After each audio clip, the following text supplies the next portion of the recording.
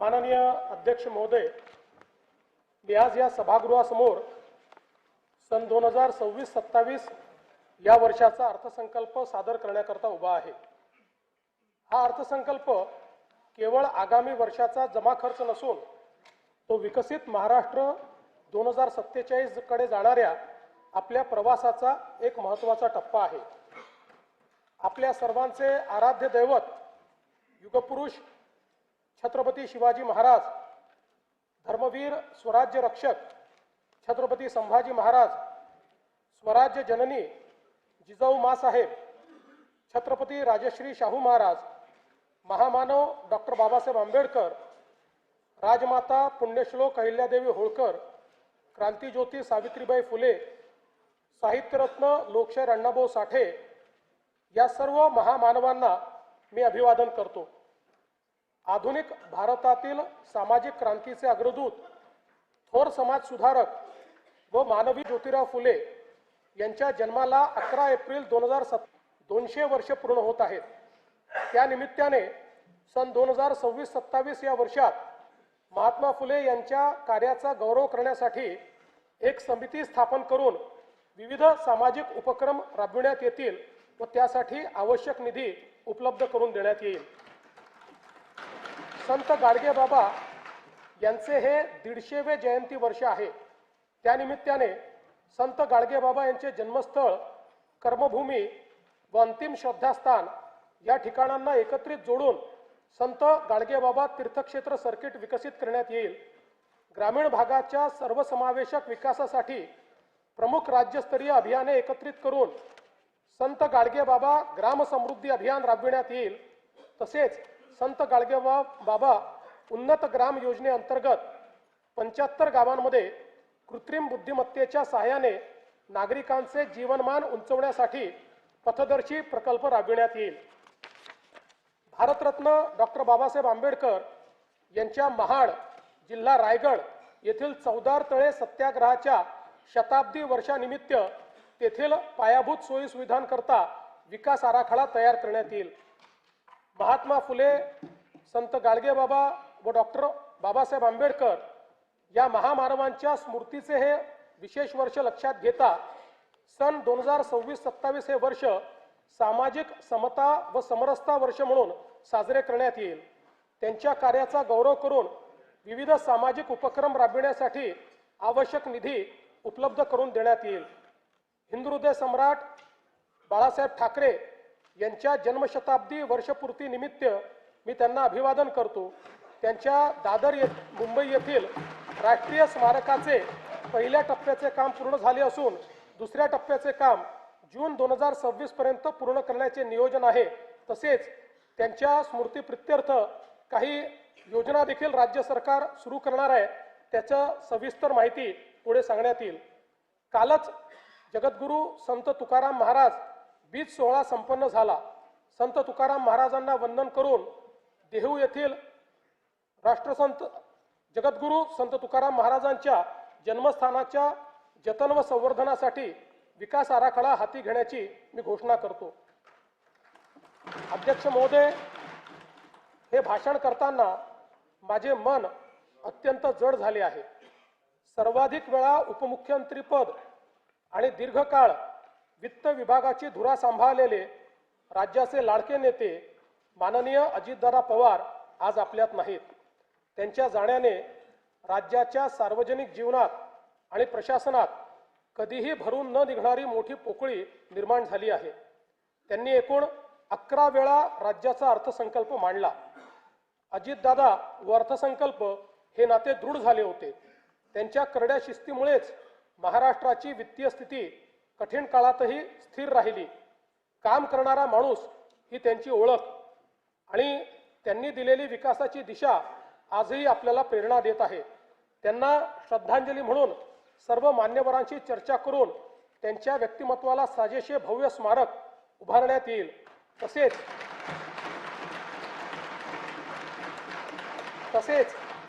त्यांच्या नावे गतिमान नागरी सेवा पुरस्कार देण्यात येईल असे मी जाहीर करतो। दिवंगत अजितदादांच्या स्मृतींना आजचा हा अर्थसंकल्प मी समर्पित करतो। स्थानिक स्वराज्य संस्थांच्या निवडणुकीत जनतेने महायुतीवर अभूतपूर्व विश्वास दाखवला, त्याबद्दल मी तमाम जनतेचे आभार मानतो। स्थानिक स्वराज्य संस्थांच्या प्रगतीसाठी महायुती सरकार कटिबद्ध राहील याची मी ग्वाही देतो। 16व्या केंद्रीय वित्त आयोगाने केलेल्या शिफारसीनुसार पुढील 5 वर्षांमध्ये राज्यासाठी भरीव निधी प्राप्त होणार असून आपत्ती व्यवस्थापनासाठी केंद्र शासनाने वाढीव निधी देण्याबाबत राज्याची मागणी मान्य केली, याबद्दल मी भारताचे प्रधानमंत्री श्री नरेंद्र मोदीजी यांचे मनपूर्वक आभार मानतो। राज्य शासनाने देखील 6व्या वित्त आयोगाची स्थापना केली होती। या वित्त आयोगाने विहित वेळेमध्ये आपला अहवाल सादर केला, याकरिता आयोगाचे अध्यक्ष व सदस्य यांचे मी अभिनंदन करतो व त्यांना धन्यवाद देतो। हा अहवाल कृती अहवालासह माननीय राज्यपालांच्या मान्यतेनंतर पुढील अधिवेशनात सभागृहाच्या पटलावर ठेवण्याची कारवाई करण्यात येईल। आयोगाच्या शिफारसींचा अभ्यास करून प्रशासकीय सुधारणा व आर्थिक विकेंद्रीकरणाच्या माध्यमातून स्थानिक स्वराज्य संस्था सक्षम करण्याची कारवाई करण्यात येईल। 1 फेब्रुवारी 2026 रोजी केंद्र शासनाने युवा केंद्रित अर्थसंकल्प सादर केला। त्यात महाराष्ट्रातील पायाभूत सुविधांचा वेगाने विकास करण्याकरता भरीव अर्थसहाय्य केले आहे। मुंबई पुणे व पुणे हैदराबाद या प्रस्तावित जलदगती रेल्वे प्रकल्पांमुळे सकल राज्य उत्पादनात मोठी वाढ होण्यास मदत होणार आहे। राज्यातील जनतेच्या वतीने मी भारताचे लोकप्रिय पंतप्रधान माननीय नरेंद्र मोदीजी यांचे मनपूर्वक आभार मानतो। महाराष्ट्र हे देशाचे आर्थिक इंजिन असल्याने विकसित भारत 2047 च्या स्वप्नपूर्तीत आपला वाटा सर्वात मोठा असेल। राज्याची अर्थव्यवस्था सन 2047 पर्यंत $5 ट्रिलियन करणे हे राज्याचे मुख्य ध्येय आहे। या ध्येयाची पूर्तता करण्याच्या दृष्टीने विकसित महाराष्ट्र 2047 चे विजन डॉक्युमेंट जाहीर करण्यात आले आहे।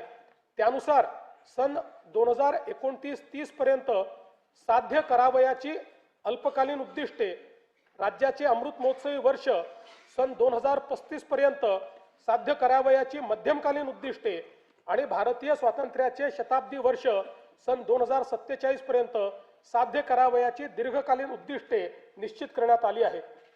राज्याच्या प्रादेशिक संतुलित विकासाला चालना देण्याकरता 4 प्रमुख स्तंभ ठरवण्यात आले आहेत। 1 प्रगतिशील, दुसरं शाश्वत, तिसरं सर्वसमावेशक आणि चौथं सुशासन। या 4 स्तंभाच्या अंतर्गत 16 उपक्षेत्रे निश्चित करण्यात आली आहेत। सन 2047 साली विकसित महाराष्ट्राची इमारत उभी करण्याकरिता इथून पुढे येणाऱ्या सर्व अर्थसंकल्पात विकसित महाराष्ट्राच्या संकल्पाचे प्रतिबिंब दिसणार आहे। या संकल्पाची दिशा कशी असेल हे या वर्षीच्या अर्थसंकल्पात मी स्पष्ट करणार आहे। जब इरादा बना लिया है ऊंची उड़ान का, भास्कर राव, जब इरादा बना लिया है ऊंची उड़ान का, फिर देखना फिजूल है कद आसमान का।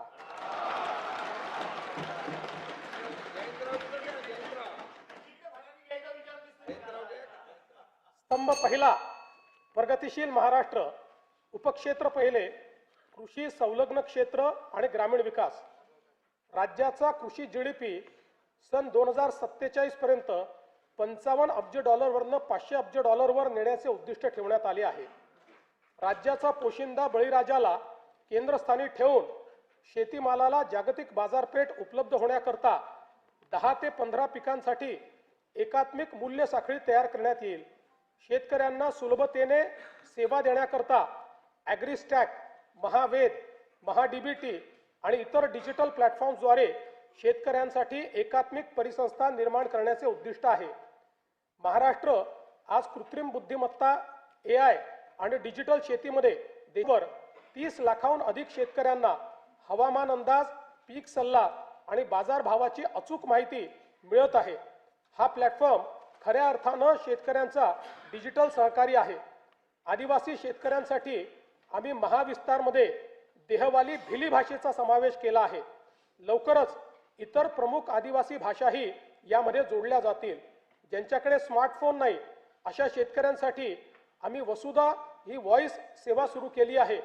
या फोन कॉलवरच पिकांचे आरोग्य आणि कीड व्यवस्थापनाचा सल्ला दिला जात आहे. Agriculture data exchange and sandbox आणि राज्यातील 4ही कृषी विद्यापीठांमध्ये artificial intelligence innovation and incubation centre स्थापन करण्यात येत आहे.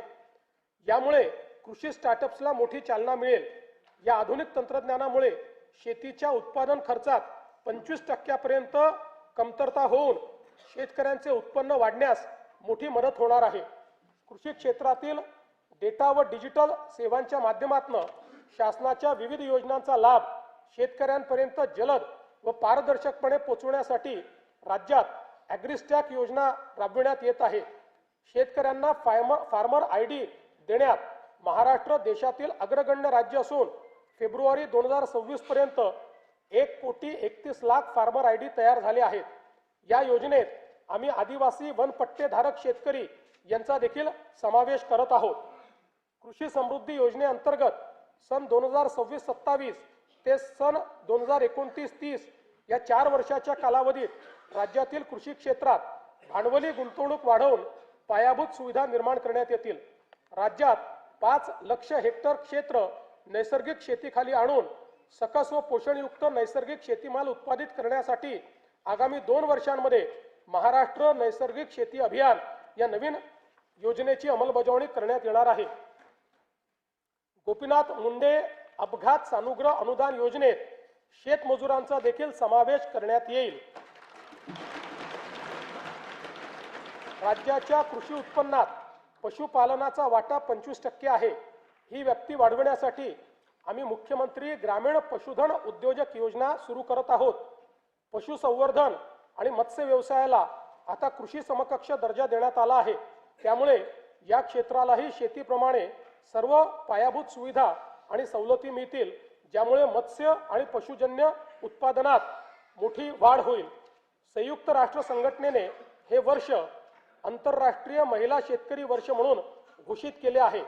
त्यानिमित्त महिला गोपालक, कुक्कुटपालक आणि शेळीपालकांसाठी आम्ही विशेष प्रोत्साहनपर कार्यक्रम राबविणार आहोत.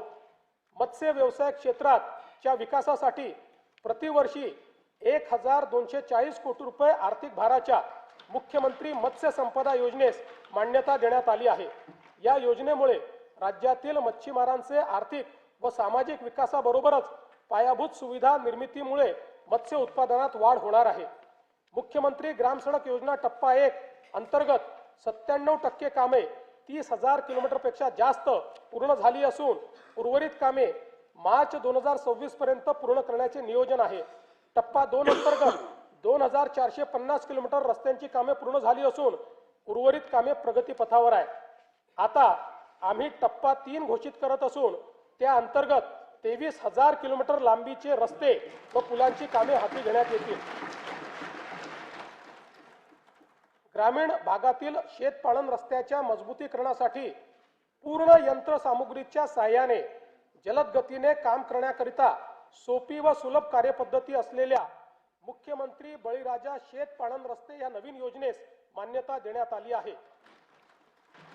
प्रधानमंत्री ग्राम सडक या योजनेचा भाग 1 व 2 अंतर्गत 99% कामे 26,758 किलोमीटर रस्ते व 782 पूल पूर्ण झाली आहेत. प्रधानमंत्री ग्राम सडक योजनेचा भाग 3 अंतर्गत 6,331 किलोमीटर लांबीचे 393 रस्त्यांच्या कामापैकी 5,086 किलोमीटर लांबीची 6,673 कामे तसेच 223 पुलांच्या कामांपैकी 57 पुलांची कामे पूर्ण झाली आहेत. उर्वरित कामे प्रगतीपथावर आहेत. प्रधानमंत्री ग्राम सडक योजना भाग 4 अंतर्गत लोकवस्तीशी न जोडलेल्या वाड्या वस्त्या बारमाही रस्त्याने जोडण्याची कामे हाती घेण्यात येणार आहेत. प्रधानमंत्री आवास योजना ग्रामीण टप्पा 2 अंतर्गत सन 2024-25 व 25-26 करिता 27,87,000 मंजूर घरकुलांपैकी 3,57,000 घरकुले पूर्ण झाली असून उर्वरित घरकुलांची कामे प्रगतीपथावर आहेत. या योजनेअंतर्गत आतापर्यंत 33,410 कोटी रुपये इतका खर्च करण्यात आला आहे. प्रधानमंत्री आवास योजना शहरी व ग्रामीण अंतर्गत बांधण्यात येणाऱ्या घरांवर रूफटॉप सोलर लावण्यासाठी अतिरिक्त अनुदान उपलब्ध करून ऊर्जा स्वावलंबन साध्य करण्यात येणार आहे. PM जनमन आवास योजनेअंतर्गत 54,129 घरकुलांना मंजूर देण्यात आली असून 17,929 घरकुलांचे बांधकाम पूर्ण झाले आहे. उपक्षेत्र दुसरे उद्योग. राज्यातील उद्योग क्षेत्राचे स्थूल उत्पन्न सन 2047 पर्यंत 123 अब्ज डॉलरवरून 1500 अब्ज डॉलर पर्यंत वाढविण्याचे उद्दिष्ट आहे. त्याकरिता उच्च क्षमता असलेल्या क्षेत्रांकरिता मूल्य साखळी निर्माण करणे, प्रत्येक उदयोन्मुख जिल्ह्यात मोठे औद्योगिक समूह उभारण्यात येणार आहेत. तसेच सूक्ष्म लघु व मध्यम उद्योगासाठी अर्थसहाय्य देऊन महाराष्ट्र हे जागतिक उत्पादनाचे केंद्र बनविण्यात येणार आहे. राज्याचे नवीन औद्योगिक गुंतवणूक व सेवा धोरण 2025 जाहीर करण्यात आले आहे. 2047 पर्यंत उद्योग क्षेत्राचा स्थूल राज्य उत्पन्नातील वाटा 30% नेण्याचे आमचे ध्येय आहे. यासाठी इन्व्हेस्ट महाराष्ट्र हा एकसंघ डिजिटल प्लॅटफॉर्म विकसित केला जात आहे. थेट परकीय गुंतवणुकीत महाराष्ट्र देशात अव्वल आहे. राज्यात प्रत्येक जिल्ह्यात सूक्ष्म लघु व मध्यम उद्योग केंद्रे स्थापन केली जातील. या धोरणातून सुमारे 50 लाख प्रत्यक्ष रोजगार निर्माण होईल. याकरिता सूक्ष्म व लघु उद्योगासाठी आयुक्तालय व सेवा क्षेत्रासाठी आयुक्तालय स्थापन करण्याची मी घोषणा करीत आहे. केंद्र शासनाकडून नवी दिल्ली येथे आयोजित राष्ट्रीय एक जिल्हा एक उत्पादन पुरस्कार 2025 सोहळ्यामध्ये महाराष्ट्र राज्याला सुवर्ण पुरस्काराने सन्मानित करण्यात आलं आहे. तसेच राज्यातील रत्नागिरी, नागपूर, अमरावती, अकोला व नाशिक या जिल्ह्यांना राष्ट्रीय पुरस्कार प्राप्त झाले आहेत. नीती आयोगाकडून जाहीर करण्यात आलेला निर्यात सिद्धता निर्देशांक 2024 यामध्ये महाराष्ट्र राज्याला प्रथम स्थान प्राप्त झाले आहे. महाराष्ट्र बांबू उद्योग धोरण 2025 जाहीर करण्यात आले आहे. या अंतर्गत 50,000 कोटीपेक्षा जास्त रकमेची गुंतवणूक आकर्षित करण्यात येणार असून 5 लाख प्रत्यक्ष आणि अप्रत्यक्ष रोजगार निर्माण करण्याचे उद्दिष्ट आहे. एशियाई विकास बँक अर्थसहाय्यित सुमारे 4,271 कोटी रुपयांच्या बांबू विकास प्रकल्पाअंतर्गत औष्णिक विद्युत प्रकल्पात बांबू बायोमासचा वापर वाढविणे तसेच GIS, ब्लॉकचेन, टिश्यू कल्चर इत्यादीच्या माध्यमातून बांबू मूल्य साखळीचा विकास करण्याचे नियोजन आहे. स्टील हब म्हणून उदयास येत असलेल्या गडचिरोली जिल्ह्यात लोह खनिजावर आधारित विशाल व अतिविशाल स्टील उद्योगांच्या माध्यमातून सुमारे 2,62,000 कोटी रुपये गुंतवणूक व 70,000 पेक्षा जास्त रोजगार निर्मिती अपेक्षित आहे. गडचिरोली जिल्ह्यातील खनिज संपत्तीची वाहतूक सुरळीत होण्याकरता आणि जिल्ह्याच्या विकासाला गती देण्याच्या दृष्टीने रस्ते विकास कार्यक्रम हाती घेण्यात आला आहे. तसेच जिल्ह्यातील जैवविविधता संवर्धनासाठी विशेष मोहीम हाती घेण्यात आली असून 5 कोटी वृक्ष लागवड करण्यात येते आहे. राज्यातील नवीन महाराष्ट्र रत्ने व आभूषणे धोरण 2025 जाहीर करण्यात आले आहे. या अंतर्गत 1 लाख कोटी रुपयाची गुंतवणूक व 5 लाख रोजगार निर्मिती करण्याचे उद्दिष्ट निश्चित करण्यात आले आहे. उपक्षेत्र तिसरे सेवा क्षेत्र. राज्यात सेवा क्षेत्राचे स्थूल उत्पन्न सन 2047 पर्यंत 312 अब्ज डॉलरवरून 3,000 अब्ज डॉलर पर्यंत नेण्याचे महत्वाकांक्षी उद्दिष्ट ठेवण्यात आले आहे. मुंबई आणि पुण्याला 50 अब्ज डॉलरचे मीडिया टेक आणि AVGC केंद्र बनवणे, 30 लाखाहून अधिक रोजगार निर्मिती करण्यासाठी जागतिक क्षमता केंद्र स्थापन करणे तसेच नव उपक्रम शहरांची उभारणी करण्याचे उद्दिष्ट ठेवण्यात आले आहे.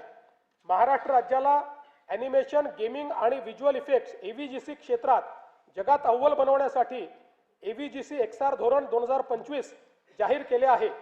याद्वारे राज्यात 295 पेक्षा जास्त स्टुडिओ, विशेष पार्क्स आणि स्टार्टअप्सला प्रोत्साहन दिले जाईल.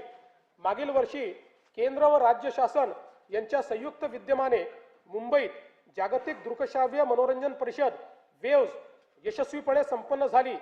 या क्षेत्रातील उच्च दर्जाच्या शिक्षणासाठी मुंबईमध्ये केंद्र सरकारच्या मदतीने Indian institute of creative technology सुरू करण्यात आली आहे. विकसित महाराष्ट्र 2047 या दृष्टिकोनाशी सुसंगत महाराष्ट्र जागतिक क्षमता केंद्र GCC धोरण 2025 तयार करण्यात आले आहे. मला सांगताना आनंद वाटतो की महाराष्ट्रातील पुणे हे GCC साठी देशातील सर्वाधिक पसंतीचे स्थान ठरत आहे। राज्यात या धोरणाच्या माध्यमातून 400 नवीन जागतिक क्षमता केंद्र स्थापन करण्यात येणार असून 4 लाख उच्च कुशल नोकरीच्या संधी निर्माण करण्याचे उद्दिष्ट आहे। उपक्षेत्र चौथे पर्यटन। राज्यात येणाऱ्या पर्यटकांची संख्या सन 2047 पर्यंत वार्षिक 16 कोटीहून 38 कोटीपर्यंत वाढवण्याचे उद्दिष्ट आहे। त्याकरिता मुंबई, सिंगापूर आणि दुबईमध्ये पर्यटन गुंतवणूक कक्ष सुरू करणे, खासगी गुंतवणूक आकर्षित करून जागतिक दर्जाची पर्यटन स्थळे व पर्यटन परिपथ विकसित करणे, तसेच प्रवास 100% डिजिटाइज करून पर्यटन परिसंस्था निर्माण करण्याचे उद्दिष्ट ठेवण्यात आले आहे। महाराष्ट्र पर्यटन विकास महामंडळाच्या सुवर्ण महोत्सवी वर्षानिमित्त निवडक 50 पर्यटन स्थळी पायाभूत सुविधा अत्याधुनिक करण्यासाठी प्रादेशिक पर्यटन विकास योजनेतून प्राधान्याने निधी उपलब्ध करून देण्यात येईल। सातारा जिल्ह्यातील सह्याद्री पर्वत रांगांमध्ये वसलेला वासोटा किल्ला हा छत्रपती शिवाजी महाराजांच्या शौर्याचे आणि रणनीतीचे प्रतीक आहे। पर्यटकांच्या सुरक्षित, सुलभ व पर्यावरणपूरक प्रवेशाकरता मुनावळे ते वासोटा किल्ला रोपवे प्रकल्प करण्याचे नियोजित करण्यात आले आहे। नाशिक येथे रामकाल पथ विकास प्रकल्पांतर्गत करण्यात येणारी कामे प्रगतीपथावर आहेत। राज्यातली तिसरी चित्रनगरी नवरगाव तालुका रामटेक जिल्हा नागपूर येथे विकसित करण्यात येणार आहे। रामटेक येथे रामसृष्टी व कालिदास सृष्टी उभारण्यात येईल। तसेच महाकवी कालिदास यांचे जीवनचरित्र सर्वसामान्य जनतेला व नवीन पिढीला कळावे याकरिता चित्रपट निर्मितीसाठी आवश्यक ते सहकार्य केले जाईल। देशातील एकूण 12 ज्योतिर्लिंगांपैकी राज्यात असलेल्या 5 ज्योतिर्लिंगांच्या तीर्थक्षेत्र विकास आराखड्याची प्रभावी व तात्काळ अंमलबजावणी करण्यासाठी भारतीय प्रशासकीय सेवेतील 5 वरिष्ठ अधिकाऱ्यांकडे नियमित आढावा, समन्वय व नियंत्रण करण्याची जबाबदारी सोपवण्यात आली आहे। पंढरपूर मंदिर विकास आराखड्याच्या पहिल्या टप्प्यातील कामे पूर्णत्वाच्या मार्गावर असून पुढील विकास कामांचे नियोजन प्रगतीत आहे। महानुभाव पंथीयांच्या विविध धार्मिक स्थळांच्या ठिकाणी पायाभूत सुविधांचा विकास करण्याची कामे प्रगतीपथावर असून त्याकरिता आवश्यक निधी उपलब्ध करण्यात येईल। स्तंभ दुसरा शाश्वत उपक्षेत्र पहिले शाश्वत शहरी विकास 2047 पर्यंत राज्याची नागरी लोकसंख्या 70% होणार असून स्थूल राज्य उत्पन्नात या घटकाचे 75 ते 80% योगदान असणार आहे। राज्यात शाश्वत शहरी विकास करण्याकरता 10 पेक्षा जास्त सक्षम प्रादेशिक विकास प्राधिकरणे स्थापन करणे, 50 पेक्षा अधिक सुनियोजित बहुउपयोगी शहरी समूह विकसित करणे, वाहतूक केंद्रित विकास तसेच शहरी स्थानिक स्वराज्य संस्थांच्या सेवा 100% डिजिटाइज करण्याचे नियोजन आहे।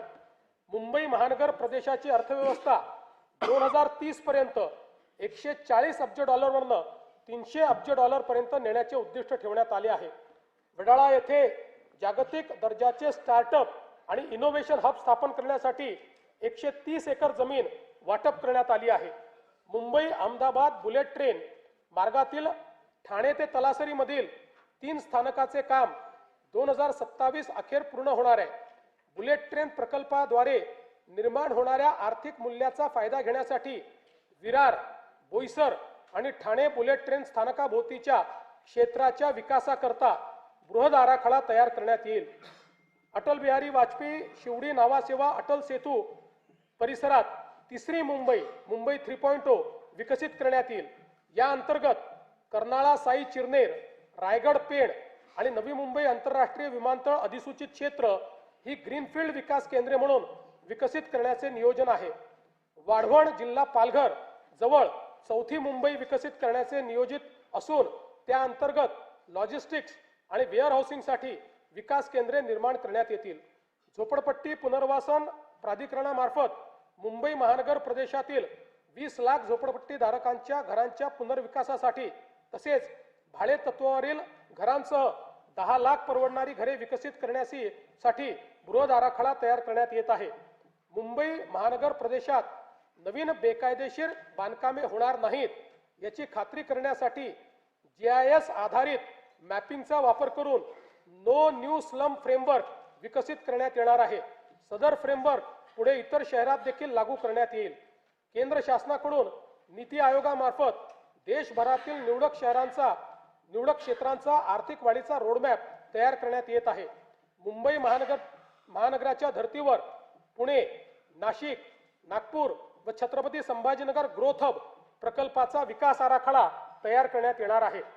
नागपूर शहराच्या आर्थिक वाढीला चालना देण्यासाठी नवीन नागपूर म्हणून व्यापार व वित्तीय केंद्र विकसित करण्यात येणार आहे। नागपूर शहराच्या विकास व विस्ताराला चालना देण्यासाठी नागपूर रिंग रोडला देखील मान्यता देण्यात आली आहे। उपक्षेत्र दुसरे, वाहतूक व मालपुरवठा व्यवस्थापन।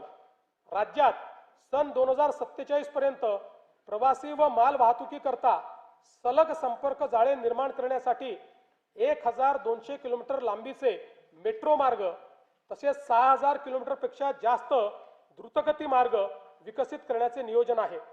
मुंबई, पुणे व नागपूर शहरामध्ये एकूण 490 किलोमीटर लांबीच्या मेट्रो मार्गिका उभारण्याचे काम हाती घेण्यात आले असून त्यापैकी 173 किलोमीटर लांबीच्या मार्गिका वाहतुकीसाठी खुल्या करण्यात आल्या आहेत। तसेच आगामी वर्षात 50 किलोमीटर लांबीच्या मार्गिका वाहतुकीसाठी खुल्या करण्याचे नियोजन आहे। सन 2029 पर्यंत आणखी 165 किलोमीटर लांबीच्या मेट्रो मार्गिका या सुरू करण्यात येणार आहेत। वडाळा ते gateway of India Mumbai metro मार्गिका 11 हा 23,487 कोटी रुपये किमतीचा पूर्णतः भूमिगत प्रकल्प हाती घेण्यात आला आहे। या प्रकल्पाचा विस्तार धारावी पुनर्वसन प्रकल्पातून पुढे वांद्रे उपनगरीय स्थानक व वांद्रे टर्मिनस पर्यंत करण्याचे नियोजन आहे। मुंबई विमानतळ आणि नवी मुंबई विमानतळ यांना जोडणारा मुंबई मेट्रो मार्ग 8 हा 22,862 कोटी रुपये किमतीचा प्रकल्प हाती घेण्यात येणार आहे। तळोजा ते खांदेश्वर नवी मुंबई मेट्रो मार्ग 2 या 5,575 कोटी रुपये किमतीच्या प्रकल्पामुळे नवी मुंबई विमानतळापर्यंत वाहतूक व्यवस्थेत लक्षणीय सुधारणा होईल। रस्त्यावरील वाहतूक कोंडी दूर करण्यासाठी मुंबई आणि पुणे शहरात भुयारी मार्गांचे जाळे उभारण्याचा शासनाचा मानस आहे। मुंबई शहरातील ऑरेंज गेट पूर्व मुक्त मार्ग ते मरीन ड्राईव्ह दरम्यान भुयारी मार्ग प्रकल्पाच्या लॉन्चिंग शाफ्टचे बांधकाम पूर्ण झाले आहे। हा प्रकल्प डिसेंबर 2028 पर्यंत पूर्ण करण्याचे नियोजन आहे। मुंबईतील पूर्व आणि पश्चिम परिसराला जोडणाऱ्या गोरेगाव मुलुंड या भुयारी मार्गाच्या पहिल्या टप्प्याचे काम अंतिम स्तरावर आहे। ठाणे ते बोरिवली या 18,838 कोटी रुपये किमतीच्या भुयारी मार्गाचे काम प्रगतीपथावर असून जून 2028 पर्यंत तो पूर्ण करण्याचे नियोजन आहे। खारघर ते तुर्भे या सुमारे 6 किलोमीटर लांबीच्या 2,100 कोटी रुपये किमतीच्या भुयारी मार्गाचे काम सप्टेंबर 2028 पर्यंत पूर्ण करण्याचे नियोजन आहे। एकात्मिक भुयारी मार्ग रस्ता प्रकल्प अंतर्गत वांद्रे वरळी सागरी सेतू ते बुलेट ट्रेन स्थानक, वांद्रे कुर्ला संकुल ते छत्रपती शिवाजी महाराज आंतरराष्ट्रीय विमानतळ जोडण्यात येणार आहे। गायमुख जंक्शन ते फाउंटन हॉटेल जंक्शन दरम्यान सुमारे 6 किलोमीटर लांबीचा भुयारी मार्ग व फाउंटन हॉटेल ते भाईंदर दरम्यान 9 किलोमीटर लांबीचा उन्नत मार्ग प्रस्तावित आहे। पूर्वेकडील अटल सेतू ते पश्चिमेकडील सागरी किनारा मार्ग आणि वांद्रे वरळी सागरी सेतू यांच्या दरम्यान सिग्नल विरहित वाहतुकीकरता शिवडी वरळी या उन्नत मार्गाचे काम प्रगतीपथावर असून सप्टेंबर 2026 पर्यंत हे काम पूर्ण करण्याचे नियोजन आहे। ऐरोली ते कटई नाका या उन्नत मार्गाचे भाग 3 चे काम हाती घेण्यात येत आहे। ठाणे ते नवी मुंबई आंतरराष्ट्रीय विमानतळ असा उन्नत मार्ग बांधण्याच्या प्रकल्पाला मान्यता देण्यात आली आहे। अटल सेतू ते मुंबई पुणे द्रुतगती मार्गापर्यंत 1,102 कोटी रुपये किमतीचा उन्नत मार्ग फेब्रुवारी 2027 पर्यंत पूर्ण करण्याचे नियोजन आहे। दक्षिण मुंबईला समृद्धी महामार्गाशी थेट जोडण्याकरता खेडानगर ते आनंदनगर व आनंदनगर ते साकेत ठाणे या उन्नत मार्गाचे काम 754 कोटी रुपये किमतीच्या सागरी सेतूचे काम हाती घेण्यात येत आहे। बाळकुम ते गायमुख या ठाणे किनारी रस्ता प्रकल्पाचे काम प्रगतीपथावर असून प्रकल्प डिसेंबर 2028 पर्यंत पूर्ण करण्याचे नियोजन आहे। अटल सेतूला नवी मुंबई आंतरराष्ट्रीय विमानतळाशी जोडण्याकरता उल्वे किनारी मार्गाचे काम जुलै 2026 पर्यंत पूर्ण करण्याचे नियोजन आहे। पनवेल ते कर्जत या 2,782 कोटी रुपये किमतीच्या प्रकल्पाचे काम मार्गिका हडपसर ते लोणी काळभोर आणि हडपसर बस डेपो ते सासवड रोड या प्रकल्पास मान्यता देण्यात आली आहे। पुण्यातील रामवाडी ते वाघोली दरम्यान 11 किलोमीटर लांबीच्या मेट्रो प्रकल्पास देखील मान्यता देण्यात आली आहे. येरवडा ते कात्रज आणि हिंजवडी ते सिंहगड रोड या 54 किलोमीटर दुहेरी भुयारी मार्गाचा व्यवहार्यता अहवाल तयार करण्यात येत आहे. राज्यातील विविध रेल्वे प्रकल्पांसाठी 50% राज्य हिश्श्यासाठी आवश्यक निधी उपलब्ध करून देण्यात आला आहे. महाराष्ट्र अमृतकाल रस्ते विकास योजना 2025 ते 47 अंतर्गत राज्यातील रस्त्यांचा टप्प्याटप्प्याने विकास केला जाईल. या योजनेत 6272 किलोमीटरचे द्रुतगती मार्ग, 14919 किलोमीटरचे राज्य व जिल्हा मार्ग तसेच 4247 किलोमीटरचे पर्यटन परिपथ समाविष्ट आहेत. ही योजना महाराष्ट्राला $5 ट्रिलियन अर्थव्यवस्थेकडे नेण्यासाठी महत्त्वाची ठरणार आहे. पवनार जिल्हा वर्धा ते पत्रादेवी जिल्हा सिंधुदुर्ग या शक्तीपीठ महामार्गाच्या कोल्हापूर व सिंधुदुर्ग जिल्ह्यातील सुधारित संरेखनास मान्यता देण्यात आली असून भूसंपादनाची कारवाई अंतिम टप्प्यात आहे. कल्याण जिल्हा ठाणे ते लातूर पर्यंत ग्रीनफील्ड द्रुतगती महामार्ग उभारण्याचे प्रस्तावित असून त्याच्या संरेखनाची कारवाई सुरू आहे. राज्यातील 1000 पेक्षा अधिक लोकसंख्या असलेल्या राज्यातील 1000 पेक्षा अधिक लोकसंख्या असलेल्या गावांना कॉन्क्रीट रस्त्याने जोडण्यात येईल असे मी घोषित करत आहे. त्यासाठी एशियाई विकास बँकेच्या सहाय्याने 4500 कोटी रुपये किमतीचा कार्यक्रम राबविण्यात येणार आहे. राज्यातील पूर्व विभागातील नैसर्गिक खनिज संपत्तीने समृद्ध असलेल्या भागाचा सर्वांगीण विकासाच्या दृष्टीने नागपूर गोंदिया भंडारा गडचिरोली नागपूर चंद्रपूर या प्रवेश नियंत्रित शीघ्र संचार द्रुतगती महामार्गांच्या कामास मान्यता देण्यात आली आहे. वाढवण बंदराला देखील समृद्धी महामार्गाने जोडण्याकरता तवा ते भरवीर माल वाहतूक कॉरिडॉरच्या कामास मान्यता देण्यात आली आहे. पुणे ते शिरूर हे 53 किलोमीटर लांबीचे 7514 कोटी रुपये किमतीचे उन्नत मार्गाचे काम मंजूर करण्यात आले आहे. तळेगाव चाकण हा 6499 कोटी रुपये किमतीचा 25 किलोमीटर लांबीचा उन्नत मार्ग व चाकण शिक्रापूर या 5232 कोटी रुपये किमतीच्या 28 किलोमीटर लांबीच्या रस्त्याच्या 6 पदरीकरणाची कामे हाती घेण्यात आली आहेत.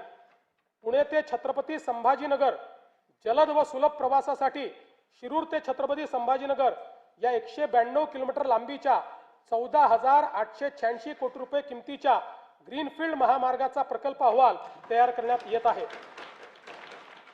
छत्रपती संभाजीनगर विमानतळ ते वाळुंज MIDC दरम्यान उन्नत मार्गाचे काम 2 टप्प्यामध्ये करण्यात येईल. हडपसर यवत या 5262 कोटी रुपये किमतीच्या 31.50 किलोमीटर लांबीच्या 6 पदरी रस्त्याचे काम हाती घेण्यात आले आहे. नवी मुंबई आंतरराष्ट्रीय विमानतळावरून देशांतर्गत विमानसेवा 25 डिसेंबर 2025 पासून सुरू झाली आहे.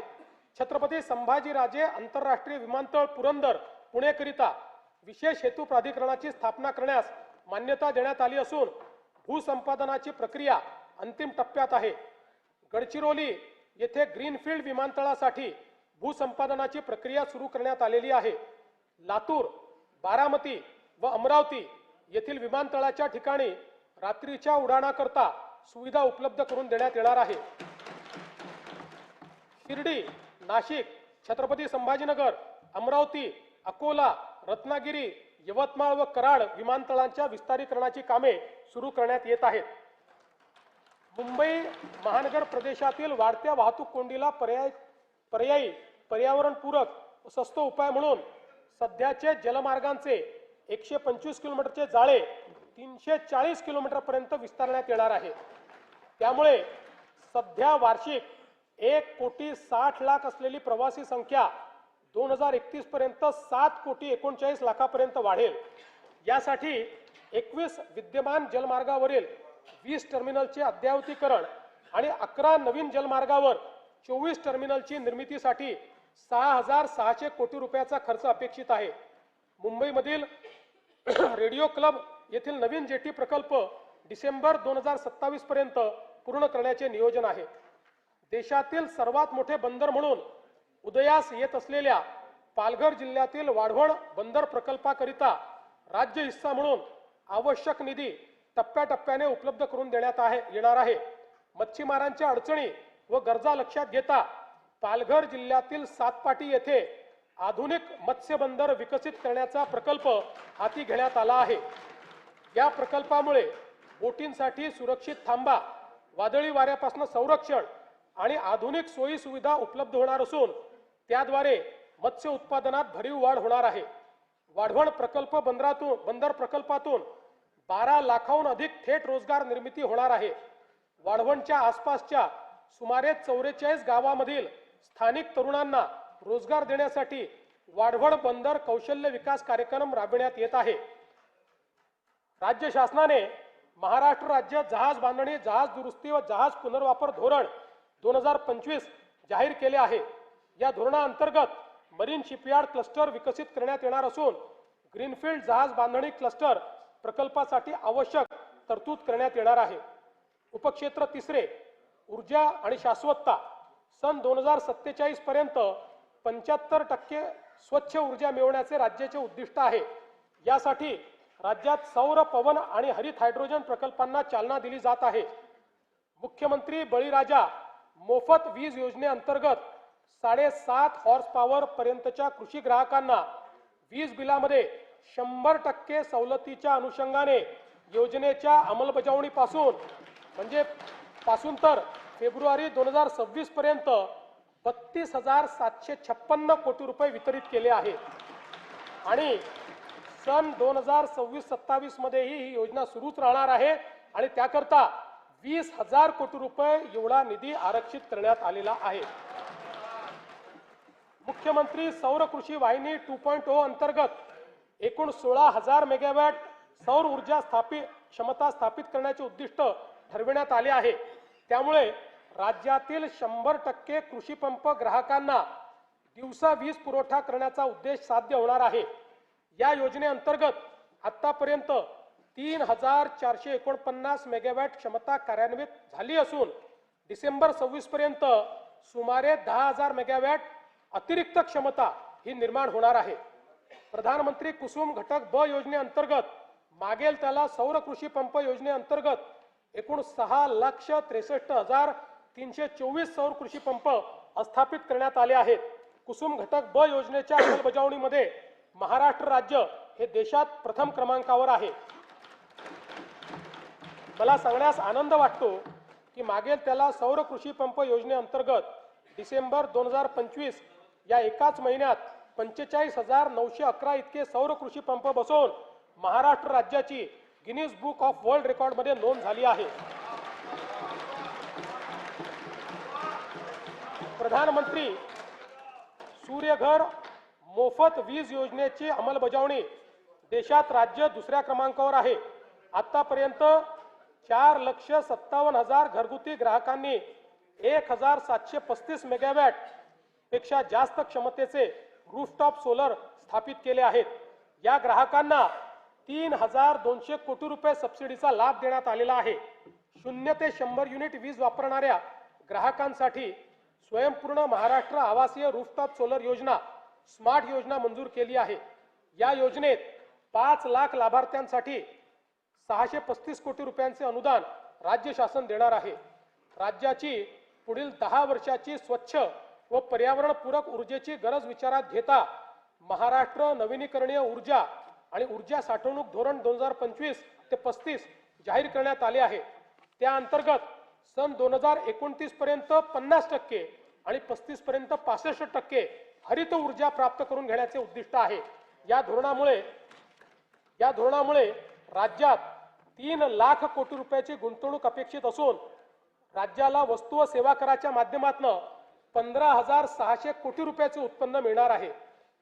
उदंचन जलविद्युत प्रकल्प विकासनाच्या धोरणाअंतर्गत आतापर्यंत एकूण 55 उदंचन प्रकल्पांसाठी सामंजस्य करार करण्यात आले असून याद्वारे 78,215 मेगावॅट वीज निर्मिती अपेक्षित आहे। या प्रकल्पातून 4,16,000 कोटीची गुंतवणूक व 1,28,000 रोजगार निर्मिती होणार आहे। सध्या परिस्थितीत 6 प्रकल्पांचे काम सुरू झाले असून त्यातून 10,300 मेगावॅट क्षमता निर्माण होणार आहे। राष्ट्रीय वन धोरण 1988 अनुसार राज्याच्या एकूण भौगोलिक क्षेत्रापैकी किमान 33% क्षेत्र वन व वृक्ष आच्छादित असणे अपेक्षित आहे. पर्यावरण संवर्धन, हवामानाच्या बदलाशी लढा आणि ग्रामीण रोजगार निर्मिती या त्रिसूत्रीवर महाराष्ट्रातील हरित क्षेत्र वाढविण्यासाठी 300 कोटी वृक्ष लागवडीची मोहीम हाती घेण्यात येईल. उपक्षेत्र चौथे, पाणी व्यवस्थापन. सन 2047 पर्यंत पाण्याची लागणारी गरज विचारात घेऊन ग्रामीण व शहरी भागात विहित मानकानुसार पाणी उपलब्धतेची सुनिश्चिती केली जाईल. प्रत्येक नागरी व ग्रामीण स्थानिक स्वराज्य संस्थेचे जललेखा परीक्षण करून शाश्वत पाणी वापर संस्था निर्माण करण्याचे उद्दिष्ट आहे. डिजिटल, प्रमाणित आणि ऑनलाईन जलसंपत्तीची माहिती प्राप्त होण्याकरता राज्य जल माहिती केंद्र स्थापन करण्यात येणार आहे. या केंद्राची इमारत नाशिक येथे प्रस्तावित असून या केंद्रासाठी एकूण 71 कोटी 20 लक्ष रुपये इतका खर्च अपेक्षित आहे. वैनगंगा नळगंगा नदीजोड योजनेच्या 94,968 कोटी रुपये किमतीच्या प्रकल्पास प्रशासकीय मान्यता देण्यात आली आहे. वैतरणा व उल्हास खोऱ्यातील 54 TMC अतिरिक्त पाणी गोदावरी खोऱ्यात वळवण्याचे प्रस्तावित असून सविस्तर प्रकल्प अहवाल तयार करण्याची कारवाई सुरू आहे. दमणगंगा वैतरणा गोदावरी नदीजोड प्रकल्पाच्या 13,497 कोटी रुपये किमतीच्या कामास प्रशासकीय मान्यता देण्यात आली आहे. नार पार गिरणा नदीजोड प्रकल्पाच्या 7,465 कोटी रुपये किमतीच्या कामास प्रशासकीय मान्यता देण्यात आली आहे. दमणगंगा एकदरे गोदावरी नदीजोड प्रकल्पाच्या एकूण 2,213 कोटी रुपयाच्या कामास मान्यता देण्यात आली आहे. बारामती व पुरंदर तालुक्यातील अवर्षण प्रवण भागातील क्षेत्रास पिण्यासाठी व सिंचनासाठी पाणी उपलब्ध करून देण्याकरता नीरा करहा नदीजोड प्रकल्प राबविण्यात येईल. कोल्हापूर व सांगली जिल्ह्यातील पूर व अन्य धोके निवारणासाठी जागतिक बँकेच्या सहाय्याने 2,240 कोटी रुपये किमतीचा महाराष्ट्र राज्य प्रतिसादक्षम विकास कार्यक्रम राबविण्यास मान्यता देण्यात आली आहे. या अंतर्गत कृष्णा खोऱ्यातले पुराचे पाणी भीमा खोऱ्यातील पश्चिम महाराष्ट्र व मराठवाड्यातील दुष्काळग्रस्त भागाकडे वळविण्याच्या कामाचा समावेश करण्यात आला आहे. हवामानाचा अंदाज व्यक्त करणाऱ्या अनेक संस्थांनी सन 2026 मध्ये अल निनोच्या संभाव्य प्रभावामुळे मान्सूनच्या पावसावर परिणाम होऊन दुष्काळ सदृश्य परिस्थिती निर्माण होण्याची शक्यता व्यक्त केली आहे. गंभीर आहे आपल्याकरता. या दृष्टीने पिण्याचे पाणी राखून ठेवणे तसेच जलयुक्त शिवार अभियान आणि जलसंधारण योजनाच्या माध्यमातून पाण्याचे संवर्धन व वैरण विकासाकरिता प्राधान्याने उपाययोजना करण्यात येत आहे. जागतिक बँकेच्या सहाय्याने राज्यातील शहरांमध्ये 5,860 कोटी रुपये किमतीचा महाराष्ट्र नागरी जलपुरवठा सांडपाणी व्यवस्थापन व पुनर्वापर प्रकल्प राबविण्याचे नियोजन आहे. या कार्यक्रमाअंतर्गत नागरी सांडपाण्यावर 100% प्रक्रिया करून प्रभावी पुनर्वापर करण्यात येणार आहे. स्तंभ तिसरा, सर्वसमावेशक. उपक्षेत्र पहिले, सामाजिक न्याय व कल्याण. विजन डॉक्युमेंट 2047 द्वारे सर्वसमावेशक विकास साधताना समाजाच्या प्रत्येक घटकाच्या उन्नतीसाठी प्रयत्न करण्यात येत आहेत. सर्व बालकांसाठी सुरक्षित आणि पोषणक्षम वातावरणाची हमी, महिला नेतृत्वाखालील उद्योजकता वाढविणे, ज्येष्ठ नागरिकांना आरोग्यदायी, सुरक्षित व सन्मानजनक जीवनाची खात्री तसेच शाश्वत व वैविध्यपूर्ण उपजीविका निर्माण करण्याचे उद्दिष्ट आहे. महत्त्वाचा विषय पाणी पिऊन घेतो.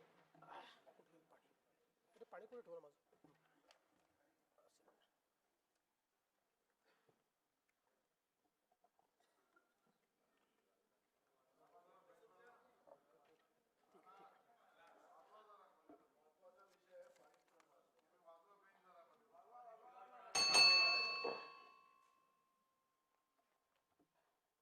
आम्ही राज्यातील शेतकऱ्यांसाठी कर्जमाफी योजना राबविण्याचे आश्वासन दिले होते. त्याकरिता समिती गठीत केली आहे. राज्यातील 30 सप्टेंबर 2025 रोजी पीक कर्ज थकीत असणाऱ्या पात्र शेतकऱ्यांना 2 लाख रुपयापर्यंत कर्जमाफी देणारी पुण्यश्लोक अहिल्यादेवी होळकर शेतकरी कर्जमाफी योजना मी आज जाहीर करीत आहे। नानाभाऊ, राज्यातील नानाभाऊ ऐकायचं एक मिनिट। राज्यातील 30 सप्टेंबर 2025 रोजी पीक कर्ज थकीत असणाऱ्या पात्र शेतकऱ्यांना 2 लाख रुपयापर्यंत कर्जमाफी देणारी पुण्यश्लोक अहिल्यादेवी होळकर शेतकरी कर्जमाफी योजना मी आज जाहीर करत आहे। जे शेतकरी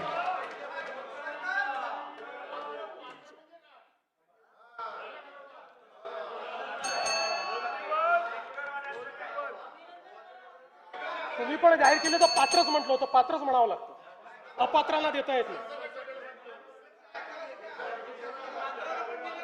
ऐका पुढे, अजून संपलं नाहीये। अरे अजून संपलं नाही, थांबा रे बाबा, शांत बसा, शांत बसा।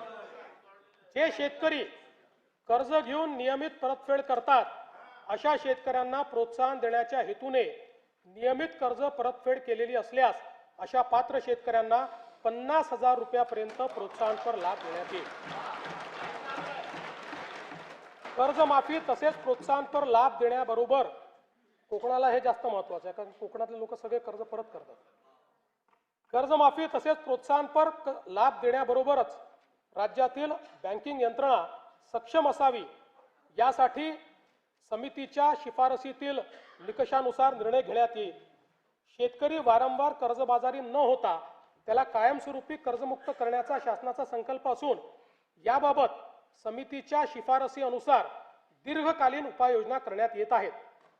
अनुसूचित जाती घटकांच्या सर्वांगीण विकासासाठी राजश्री शाहू महाराज शिष्यवृत्ती योजना, विद्यार्थी वसतिगृहे, भारतरत्न डॉक्टर बाबासाहेब आंबेडकर कृषी स्वावलंबन योजना, लोक साहित्यरत्न लोकशाहीर अण्णाभाऊ साठे नागरी वस्ती सुधार योजना इत्यादी योजना राबविण्यात येत आहेत।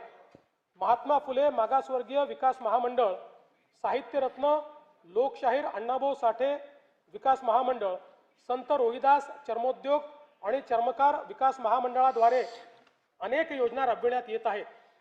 सन 2026-27 मध्ये अनुसूचित जाती घटक कार्यक्रमाअंतर्गत 23,150 कोटी रुपये इतका नियतव्यय प्रस्तावित आहे। माननीय सर्वोच्च न्यायालयाच्या आदेशानुसार राज्यातील अनुसूचित जातींच्या आरक्षणाचे उपवर्गीकरण करण्याकरिता प्रारूप आराखडा करण्याच्या दृष्टीने समिती गठीत करण्यात आली आहे। समितीचा अहवाल लवकरच अपेक्षित असून शिफारसीनुसार समुचित लाभ देण्याची पुढील आवश्यक कारवाई करण्यात येईल। आदिवासी समाजाच्या सर्वांगीण विकासासाठी राणी दुर्गावती महिला सक्षमीकरण योजना, शबरी आदिवासी वित्त व विकास महामंडळ, डॉक्टर APJ अब्दुल कलाम अमृतहार योजना, नमो आदिवासी स्मार्ट शाळा अभियान, आदर्श आश्रम शाळा, भगवान बिरसा मुंडा जोड रस्ते योजना, ठक्कर वापा आदिवासी विकास योजना तसेच पंडित दीनदयाल उपाध्याय स्वयं योजना आदी कार्यक्रम राबविण्यात येत आहेत। बिरसा मुंडा कृषी क्रांती योजनेत विंधन विहिरी व सौर पंप हा घटक वनक्षेत्रालगतच्या गावातील आदिवासी शेतकऱ्यांना अनुज्ञेय करण्यात आला आहे। कातकरी, कोलाम आणि माडिया या आदिम जमाती तसेच पारधी समाजाच्या सर्वांगीण विकासासाठी विशेष पॅकेजद्वारे निधी राखीव ठेवण्यात येणार आहे। सन 2026-27 मध्ये आदिवासी घटक कार्यक्रमाकरता 21,723 कोटी रुपये इतका नियतव्यय प्रस्तावित आहे। इतर मागासवर्ग, विमुक्त जाती, भटक्या जमाती तसेच विशेष मागास प्रवर्गातील समाजाच्या सर्वांगीण विकासासाठी वसंतराव नाईक विमुक्त जाती व भटक्या जमाती विकास महामंडळ, महाराष्ट्र राज्य इतर मागासवर्गीय वित्त आणि विकास महामंडळाअंतर्गत विविध योजना राबविण्यात येत आहेत। ऊसतोड कामगारांच्या मुलामुलींसाठी संत भगवान बाबा शासकीय वसतिगृह योजना, आश्रमशाळा, विद्यानिकेतन, क्रांतिज्योती सावित्रीबाई फुले शिष्यवृत्ती योजना, डॉक्टर पंजाबराव देशमुख वसतिगृह योजना, वसंतराव नाईक तांडा वस्ती सुधार योजना आदी कार्यक्रम राबविण्यात येत आहेत। धनगर व गोवारी समाजातील लाभार्थ्यांसाठी विविध योजना राबवण्यात येत आहेत। या सर्व योजनांकरता पुरेसा निधी उपलब्ध करून देण्यात येईल। विविध समाज घटकांसाठी रोजगाराभिमुख प्रशिक्षण कार्यक्रम, विद्यार्थ्यांना अधिक छात्रवृत्ती तसेच संशोधनाचे काम करण्यासाठी सारथी, बार्टी आरटी, TRTI, महाज्योती, वनारटी, अमृत आणि मार्टी या संस्था कार्यरत आहेत. या सर्व संस्थांसाठी पुरेशी तरतूद करण्यात आली आहे. तृतीय पंथीयांच्या सर्वांगीण विकासासाठी धोरण जाहीर करण्यात आले असून त्यांच्या स्वयंरोजगार व व्यवसायासाठी बीज भांडवल उपलब्ध करून देण्यास मान्यता देण्यात आली आहे. दिव्यांग व्यक्तींना गुणवत्तापूर्ण व्यावसायिक कौशल्य प्रशिक्षण देऊन रोजगारक्षम करण्याकरता व स्वावलंबन वाढवण्यासाठी राज्यात 36 कौशल्य विकास व उद्योजकता विकास केंद्रे स्थापन करण्यात येणार असून तसेच दिव्यांग लाभार्थ्यांना देण्यात येणारे अर्थसहाय्य यापूर्वीच महिना 1500 वरून 2500 रुपयापर्यंत करण्यात आले आहे. दिव्यांगांना शासकीय लाभाच्या सर्व सेवा सुविधा एकाच प्लॅटफॉर्मवर देण्यासाठी दिव्यांग सहाय्यक संकेतस्थळ कार्यान्वित करण्यात आले आहे. दिव्यांगांकरता जिल्हा वार्षिक योजनेअंतर्गत 1% निधी राखून ठेवण्याकरिता निकष निश्चित करण्यात आले आहेत. केंद्र शासनाने जुने सर्व कामगार कायदे पुनर्रचित करून 4 नवीन कामगार संहिता अंमलात आणल्या आहेत. राज्यातील कामगारांचे हित जोपासण्याकरता या कामगार संहितांची राज्यात प्रभावीपणे अंमलबजावणी करण्यात येईल. राज्याच्या संतुलित, सर्वांगीण व गतिमान विकासासाठी आकांक्षित जिल्हा व आकांक्षित तालुका कार्यक्रमाचा राज्य योजनेअंतर्गत विस्तार करण्यात येत आहे. सध्याच्या गडचिरोली, नंदुरबार, धाराशिव व वाशिम या आकांक्षित जिल्ह्यांसोबत हिंगोली, जालना, पालघर, बीड व धुळे आणि परभणी या 6 नवीन आकांक्षित जिल्ह्यांचा समावेश करण्यात येईल. या 10 जिल्ह्यातील 77 तालुके तसेच उर्वरित जिल्ह्यातील 100 आकांक्षित तालुक्यांचा गतिमान विकास करण्यात येणार आहे. सिंधुदुर्ग व रत्नागिरी या दोन जिल्ह्यांच्या सर्वांकष विकासासाठी सिंधुरत्न समृद्धी योजना सन 2024-25 पर्यंत 3 वर्षासाठी राबविण्यात आली होती. पुढील 3 वर्षाकरता सिंधुरत्न समृद्ध योजना 2.0 प्रस्तावित करण्यात येत आहे. कोकण विभागातील साकव बांधणी व दुरुस्तीसाठी विशेष कार्यक्रम हाती घेण्यात येईल. येणाऱ्या 8 मार्च रोजीच्या जागतिक महिला दिनानिमित्त राज्यातील सर्व लाडक्या बहिणींना मी शुभेच्छा देतो. मुख्यमंत्री माझी लाडकी बहीण ही योजना अशीच सुरू राहणार आहे व या योजनेकरता आवश्यक ती भरीव तरतूद करण्यात आलेली आहे.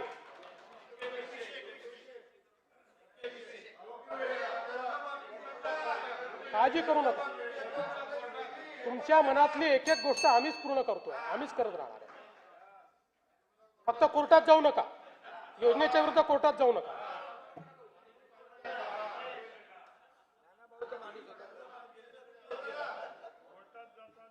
सध्या राज्यातील सर्व जिल्ह्यांमध्ये एकल महिलांचे सर्वेक्षण चालू असून ते पूर्ण झाल्यानंतर त्याचे उचित विश्लेषण करून एकल महिलांच्या कल्याणासाठी सुयोग्य धोरण आणले जाईल. महाराष्ट्र ग्रामीण जीवनोन्नती अभियानाअंतर्गत आतापर्यंत सुमारे 37 लाख लखपती दिदी झाल्या आहेत. सन 2026-27 मध्ये आणखी 25 लाख बहिणींना लखपती दिदी करण्याचे उद्दिष्ट आहे. महाराष्ट्र राज्य ग्रामीण जीवनोन्नती अभियानाअंतर्गत स्थापन करण्यात आलेल्या महिला स्वयंसहायता समूहांच्या वस्तू व उत्पादन विक्रीसाठी हक्काची बाजारपेठ मिळवून देण्याकरता पहिल्या टप्प्यामध्ये 13 जिल्ह्यांमध्ये उमेद मॉल जिल्हा विक्री केंद्र उभारणीस मान्यता देण्यात आलेली आहे. उपक्षेत्र दुसरे, शिक्षण व कौशल्य विकास. राज्यात 100% मूलभूत साक्षरता व संख्याज्ञान व 80%हून अधिक पदवीधरांसाठी रोजगार निर्मितीचे उद्दिष्ट आहे.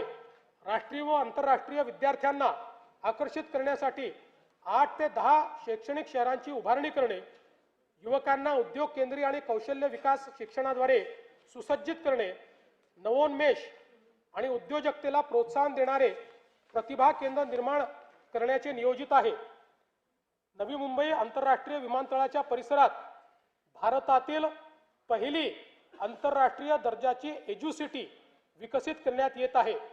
यामध्ये USA, UK, ऑस्ट्रेलिया व इटली या देशातील 6 आंतरराष्ट्रीय विद्यापीठांशी सामंजस्य करार करण्यात आले आहेत। या सर्व विद्यापीठांचे अभ्यासक्रम याच वर्षी सुरू होणार असून या उपक्रमांमुळे राज्यात राष्ट्रीय व आंतरराष्ट्रीय विद्यार्थी ज्ञानार्जना करता येतील।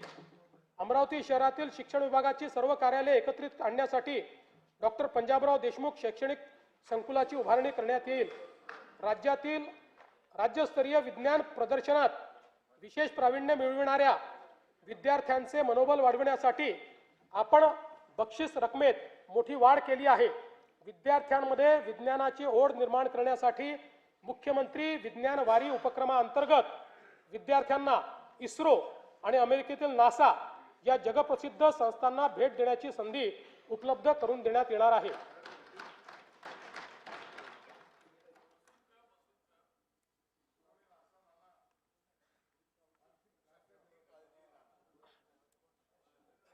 जागतिक बँकेच्या सहकार्याने आपण दक्ष हा महत्वाकांक्षी प्रकल्प राबवत असून या अंतर्गत Mahima Maharashtra agency for holistic international mobility and advancement या संस्थेची स्थापना केली जाईल।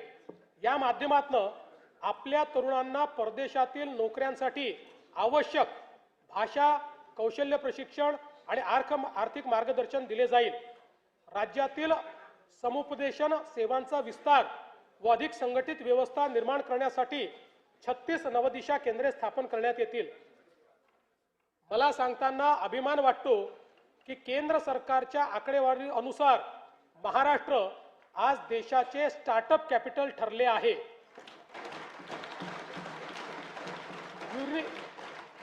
युनिकॉर्न्सच्या संख्येतही आपलेच राज्य देशात प्रथम क्रमांकावर आहे। राज्याला जागतिक केंद्र बनवण्यासाठी आम्ही नवीन स्टार्टअप व नाविन्यता धोरण 2025 जाहीर केले आहे। पुढील 5 वर्षात 1,25,000 उद्योजक घडवणे आणि 50,000 स्टार्टअप्सला बळ देणे हे आमचे उद्दिष्ट आहे। तळागाळातील नवउद्योजकांना आर्थिक बळ देण्यासाठी आपण मुख्यमंत्री उद्योजकता महाफंड स्थापन करत आहोत। यातून निवडक स्टार्टअप्सला थेट आर्थिक मदत दिली जाईल। या उपक्रमाअंतर्गत 50 सर्वोत्तम स्टार्टअप्सची निवड केली जाईल। त्यांना त्यांचे नाविन्यपूर्ण प्रकल्प शासकीय विभागामध्ये राबविण्यासाठी 25 लाख रुपयापर्यंतची कामे निविदेशिवाय थेट दिली जातील। चर्मकला डिझाईन व उत्पादन अद्ययावत केंद्र बांद्रा मुंबई येथे स्थापन करण्याचे प्रस्तावित आहे। यामध्ये नाविन्यता आणि उद्योजकता केंद्रासह सर्व सुविधा असलेली बहुमजली इमारत बांधण्याचे प्रस्तावित आहे। आदिवासी जमातीतील युवांना नाविन्यतेवर आधारित उद्योजक आणि उद्योग निर्माते बनवण्यासाठी राज्यात Bharat innovation research startup for आत्मनिर्भरता म्हणजे बिरसा ही योजना राबविण्यास मान्यता देण्यात आली आहे। उपक्षेत्र 3 आरोग्य सर्व स्तरावरील नागरिकांसाठी सुलभ किफायतशीर व गुणवत्तापूर्ण आरोग्य सेवेची सुनिश्चिती करणे व त्याद्वारे राज्यातील नागरिकांचे सरासरी आयुर्मान वाढविणे यासाठी आरोग्य सेवांचा विस्तार करून ती शेवटच्या टप्प्यापर्यंत सर्व नागरिकांना पोहोचवण्याचे उद्दिष्ट आहे। विशेषज्ञ आरोग्य सेवा आणि संशोधनासाठी परिसंस्था म्हणून मेडिसिटीज स्थापन करण्याचे उद्दिष्ट आहे। प्राथमिक द्वितीयक आणि तृतीयक आरोग्य सेवांचा विस्तार करण्याचे नियोजन आहे। ताणतणाव जीवनशैलीजन्य आजार मानसिक आरोग्य तसेच प्रतिबंधात्मक आरोग्य सेवेसाठी सातारा जिल्ह्यातील दरे परिसरात निसर्गोपचार केंद्र उभारण्यात येईल। तसेच मुंबई महानगर परिसरात वैदिज्ञान संगीत परंपरेवर आधारित वेलनेस उत्कृष्टता केंद्र विकसित करण्यात येईल।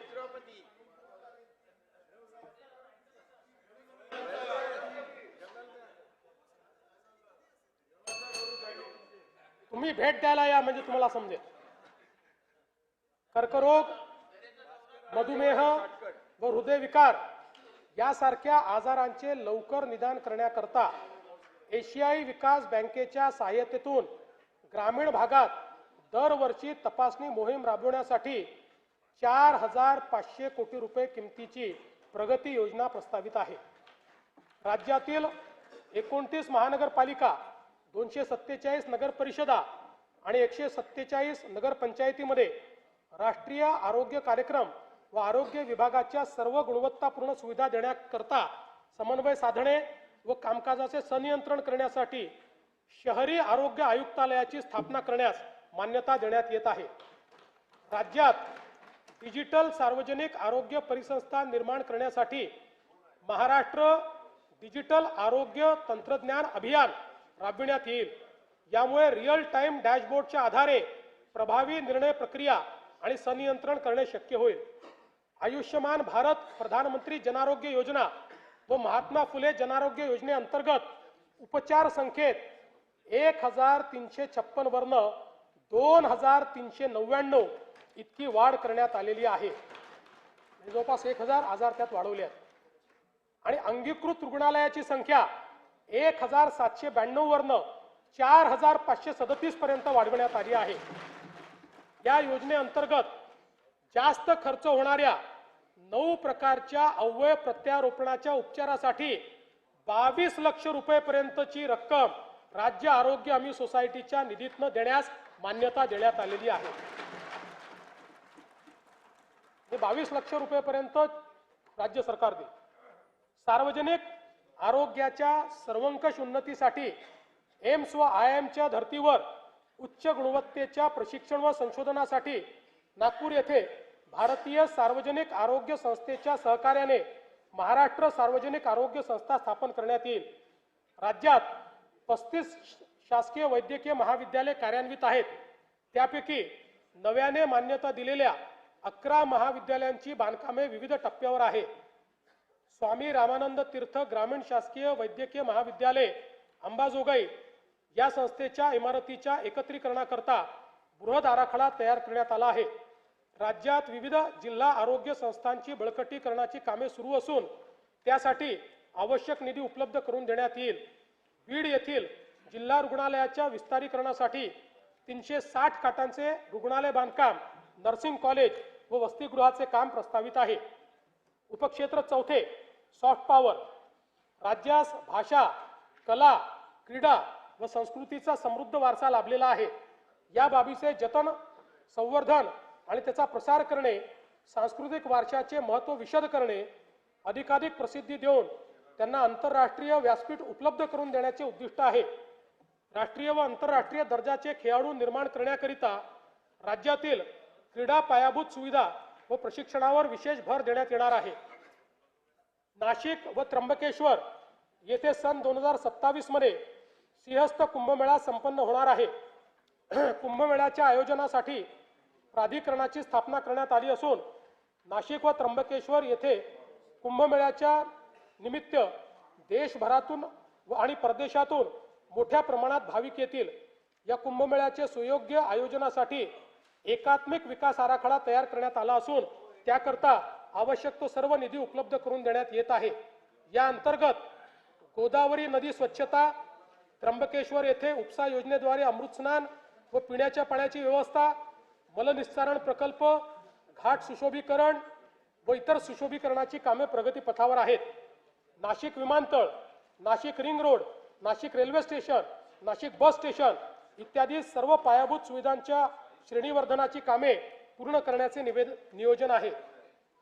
युनेस्कोच्या जागतिक वारसा नामांकन प्राप्त 12 किल्ल्यांमध्ये राज्यातील रायगड, राजगड, प्रतापगड, साल्हेर, लोहगड, शिवनेरी, पन्हाळा, खांदेरी, सुवर्णदुर्ग, सिंधुदुर्ग, विजयदुर्ग आणि तामिळनाडू राज्यातील जिंजी या किल्ल्यांचा समावेश आहे।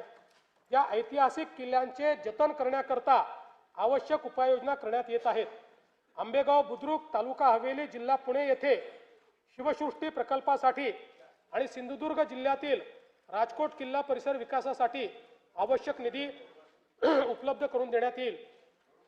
आग्रा येथे छत्रपती शिवाजी महाराजांचे स्मारक व पानिपत हरियाणा काला अम येथे मराठा शौर्य स्मारक उभारण्यास मान्यता देण्यात आली आहे। या स्मारकांच्या जागा निश्चितीसाठी संबंधित राज्य सरकारशी समन्वय साधण्यात येत आहे। स्वराज्यासाठी प्राणाची आहुती देणारे छत्रपती संभाजी महाराजांच्या मौजे तुळापूर येथील भव्य स्मारकाचे काम जून 2026 पर्यंत पूर्ण करण्याचे नियोजन आहे. मौजे वडू बुद्रुक येथील समाधी स्थळाचे काम जून 2027 पर्यंत पूर्ण करण्याचे नियोजन आहे. संगमेश्वर जिल्हा रत्नागिरी येथील स्मारकाच्या कामाचा नियोजन आराखडा अंतिम टप्प्यात असून हे काम देखील लवकरच हाती घेण्यात येईल. छत्रपती संभाजी महाराज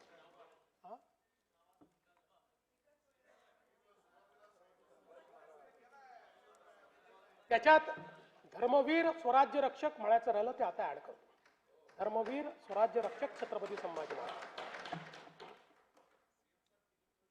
सातारा जिल्ह्यातील अजिंक्यतारा किल्ल्याचे तसेच संगम माहुली सातारा येथील महाराणी ताराबाई आणि छत्रपती शाहू महाराज यांच्या समाधी स्थळाचे जतन संवर्धन व जीर्णोद्धार करण्यात येईल.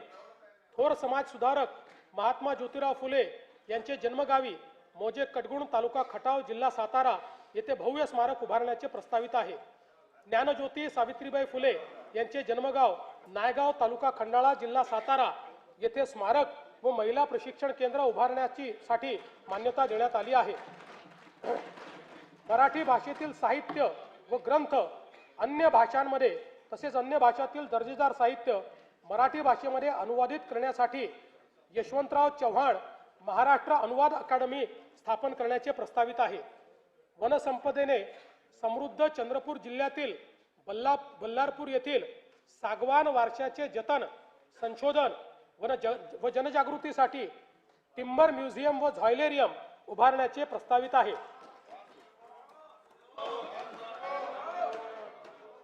सन 2036 मध्ये होणाऱ्या ऑलिम्पिक स्पर्धांचे आयोजन करण्यासाठी भारत प्रयत्नशील आहे. राज्यातून जास्तीत जास्त खेळाडूंनी ऑलिम्पिकमध्ये सहभाग नोंदवावा याकरिता मिशन लक्ष्यवेध योजनेअंतर्गत athletics, badminton, boxing, weightlifting, hockey, कुस्ती, archery, shooting, rowing, sailing, lawn tennis व टेबल टेनिस या 12 खेळांचे राज्य स्तरावर 8 हाय परफॉर्मन्स सेंटर सुरू करण्यात आले आहेत. आणखी 4 अशाच प्रकारचे केंद्र सुरू करण्यात येतील. विभाग स्तरावर 25 क्रीडा उत्कृष्टता केंद्रे व जिल्हा स्तरावर 96 क्रीडा गुणवत्ता विकास केंद्रे सुरू करण्यात येतील. राज्य, विभाग, जिल्हा व तालुकास्तरीय क्रीडा संकुलाच्या विकासासाठी आवश्यक निधीची तरतूद करण्यात आली आहे. स्तंभ चौथा सुशासन व गतिमानता. उपक्षेत्र पहिले प्रशासन. आर्थिक व सामाजिक गरजानुसार प्रशासकीय व्यवस्थेची पुनर्रचना करणे, अधिकारी कर्मचारी यांचे सेवा प्रवेश नियम ते निवृत्तीपर्यंत सेवा प्रक्रिया स्वयंचलित पद्धतीने करणे आणि कृत्रिम बुद्धिमत्तेचा आणि खाजगी क्षेत्राच्या साहाय्याने नागरी सेवा पुरविण्यात अव्वल राज्याचा दर्जा प्राप्त करण्याचे आपले ध्येय आहे. विकसित महाराष्ट्र 2047 कडे वाटचाल करीत असताना पारदर्शक, गतिमान आणि उत्तरदायी सुशासनाचे उद्दिष्ट साध्य करणे आवश्यक वाटते. त्याकरिता प्रशासकीय विभागांचे सेवा प्रवेश नियमांचे एकत्रीकरण, प्रमाणीकरण आणि सुलभीकरण करण्यात आले आहे. महायुती सरकार स्थापन झाल्यानंतर आतापर्यंत 1,20,000 पदभरती करण्यात आली असून पुढील कालावधीत टप्प्याटप्प्यात महाराष्ट्र लोकसेवा आयोग व इतर यंत्रणाच्या माध्यमातून आणखी 75,000 पदांची पदभरती करण्यात येणार आहे. राज्यातील नागरिकांना शासकीय योजना आणि सेवा सहज, सुलभ आणि उत्तरदायी पद्धतीने देण्याकरता शासकीय प्रक्रिया पुनर्रचना उपक्रम हाती घेण्यात आला आहे. या अंतर्गत अर्ज प्रक्रियेमधील अनावश्यक माहिती, कागदपत्रे तसेच छाननी प्रक्रियेचे टप्पे व लागणारा कालावधी लक्षणीयरित्या कमी करण्यात येत आहे. यासाठी आपले सरकार पोर्टल 2.0, मैत्री पोर्टल 2.0, महाडीपीटी 2.0 नव्याने विकसित करण्यात येत आहे. नागरिकांच्या मालमत्तांमधील वाद कमी करणे, मालमत्ता हस्तांतरणामधील गैरव्यवहारांना प्रतिबंध करणे आणि मालमत्तांच्या हक्काचे संरक्षण करण्यासाठी महाराष्ट्र भूमी मालकी हक्कधारी अधिनियम आणण्यात येईल. उपक्षेत्र दुसरे तंत्रज्ञान. प्रभावी शासनासाठी सर्व नागरिक आणि व्यवसाय सेवा डिजिटलायझेशन राज्यात प्रगत तंत्रज्ञानाच्या पायाभूत सुविधा स्थापन करण्याचे उद्दिष्ट आहे. जमिनीचे 100% व्यवहार संगणकीकृत करणे, 100% ई ऑफिसचा स्वीकार आणि कागदविरहित शासकीय कामकाज सुरू करण्याचे नियोजित आहे. प्रभावी धोरण निर्मिती, जलद निर्णय प्रक्रिया तसेच उत्तरदायित्व सुनिश्चित करण्याच्या दृष्टीने पुरेशा मनुष्यबळासह इलेक्ट्रॉनिक्स, माहिती तंत्रज्ञान व कृत्रिम बुद्धिमत्ता विभाग हा स्वतंत्रपणे स्थापित करण्यात येणार असून त्यास सहाय्यक म्हणून आयुक्तालय तसेच स्वतंत्र माहिती तंत्रज्ञान संवर्ग कार्यान्वित करण्यात येईल. राज्यातील माहिती तंत्रज्ञान व बुद्धिमत्ता क्षेत्र गतिमान करण्याचे उद्देशाने ओपन एआय व सर्वम एआय या जागतिक व राष्ट्रीय स्तरावरील नामवंत संस्थांसोबत हेतुपत्र करण्यात आले आहे. तसेच IIT मुंबई आणि भारत जेन यांच्या समावेत शासनाने सामंजस्य करार केला आहे. कृत्रिम बुद्धिमत्ता, क्वांटम संगणन, ड्रोन, स्वयंचलित वाहन व डीप टेक यासारख्या अत्याधुनिक तंत्रज्ञान क्षेत्रात राज्याला जागतिक दर्जाचे केंद्र म्हणून विकसित करणे तसेच संशोधन, नवोन्मेष व उच्च मूल्य उत्पादनाची परिसंस्था निर्माण करणे या हेतूने राज्यात विशेष धोरण अंमलात आणण्यात येणार आहे. विकसित महाराष्ट्र 2047 या दृष्टिकोनाशी सुसंगत सायबर सुरक्षा धोरण राबविण्याचे प्रस्तावित आहे. राज्याला सुरक्षित, विश्वासार्ह आणि भविष्यासाठी सज्ज असे डिजिटल राज्य बनवणे हे या धोरणाचे प्रमुख उद्दिष्ट आहे. राज्याच्या सार्वभौम डेटाची आणि अनुप्रयोगाची सुरक्षितता सुनिश्चित करण्यासाठी अत्याधुनिक स्टेट डेटा सेंटर स्थापन करण्यात येईल. राज्यात महाराष्ट्र जिओ टेक्नॉलॉजी ॲप्लिकेशन सेंटरची स्थापना करण्याचा निर्णय घेण्यात आला आहे. राज्याच्या आर्थिक विकासासाठी राष्ट्रीय स्तरावरील उपक्रमांचे कार्यक्षम व प्रभावी पद्धतीने नियोजन करून त्याच्या अंमलबजावणीचे कार्य हे केंद्र करेल. उपक्षेत्र 3 सुरक्षा, गुन्हे तपासणी तसेच आपत्ती प्रतिरोधकता व रस्ते सुरक्षा सक्षम करणे हे उद्दिष्ट साध्य करण्याकरता अद्ययावत फौजदारी कायदे संहितेच्या अंमलबजावणीस गती देण्यात येत आहे. तंत्रज्ञानावर आधारित पोलीस व्यवस्था, पोलीस नोंदीचे 100% डिजिटलायझेशन, सक्षम CCTV यंत्रणा, सर्व जिल्ह्यामध्ये प्रगत न्यायवेधक सायबर केंद्र कार्यान्वित करणे आणि ITMS सारख्या आधुनिक तंत्रज्ञानाचा सुयोग्य वापर करून नागरिकांना सुरक्षा प्रदान करण्याचे नियोजन आहे. मानव वन्यजीव संघर्ष निवारणाकडे राज्य शासनाने गांभीर्याने लक्ष दिले असून या समस्येवर कायमस्वरूपी तोडगा काढण्यासाठी विविध उपाययोजना राबविण्यात येणार आहेत. वन्यजीवांच्या हालचालीची पूर्वसूचना देण्यासाठी कृत्रिम बुद्धिमत्ता प्रणालीचा वापर, रात्रीच्या गस्तीसाठी विशेष थर्मल ड्रोन आणि कमांड अँड कंट्रोल सेंटर आणि सौर कुंपण योजना यासाठी निधी उपलब्ध केला जाईल. हे जे मध्ये बोलत असतील त्यांचे पैसे कट केले जातात. मग इकडेच बघितलं, इकडे नाही, मध्ये त्यांचं बजेट कट केलं जाईल.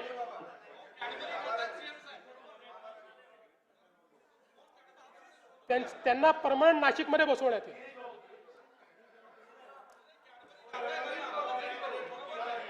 विकसित महाराष्ट्र 2047 उपक्रमांतर्गत स्मार्ट पोलिसिंग आणि न्यायदानासाठी अत्याधुनिक तंत्रज्ञानाचा वापर वाढविण्यासाठी महाराष्ट्र पोलीस दलाकरता बॉडी वोर्न कॅमेरा उपलब्ध करून देण्याबाबतची कारवाई 3 वर्षात टप्प्याटप्प्याने करण्यात येईल. राज्यात 21 पथदर्शी फिरती न्यायवेधक वाहने लोकार्पित करण्यात आली असून सायबर सुरक्षा स्थिती आणि नागरिकांची सुरक्षा सुधारण्याकरता महाराष्ट्र सायबर गुन्हे सुरक्षा महामंडळ कार्यान्वित करण्यात आले आहे. नैसर्गिक व मानवनिर्मित आपत्तीचे सौम्यीकरण करण्यासाठी संशोधनात्मक अभ्यासपूर्ण व्यवस्थापनाकरता राज्यात राज्य आपत्ती व्यवस्थापन संस्था मिहान नागपूर येथे स्थापित करण्यास मान्यता देण्यात आली आहे. राष्ट्रीय आपत्ती प्रतिसाद दलाच्या धर्तीवर राज्य आपत्ती प्रतिसाद दलाची स्थापना करून त्यांच्या 4 तुकड्या स्थापन करण्यास मान्यता देण्यात आली आहे. उपक्षेत्र 4 वित्त.